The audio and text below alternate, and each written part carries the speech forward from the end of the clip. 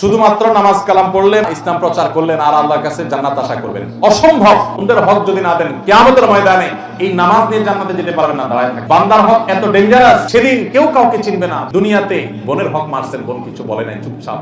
আপনি বলছেন ওরা তো চায় নাই, কিয়ামতের ময়দানে ঠিকই। অতএব বন্দের হক দিবেন তো সবাই ইনশাআল্লাহ।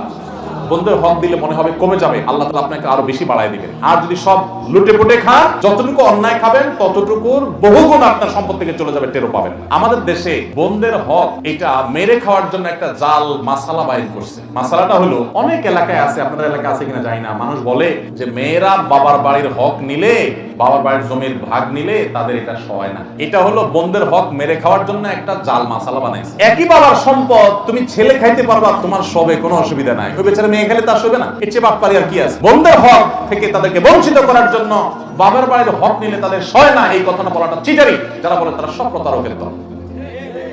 অতএব বন্ধের হক দিবেন তো ইনশাআল্লাহ। বাপের বেটার মতো বন্ধের হক হিসাব করে দিয়ে দিবেন তো ইনশাআল্লাহ। এই অন্যায়, এই অনাচারের বিরুদ্ধে একটা সংগ্রাম চালাতে হবে। বন্ধের হক দেওয়া এটা নফল না, এটা ফরজ।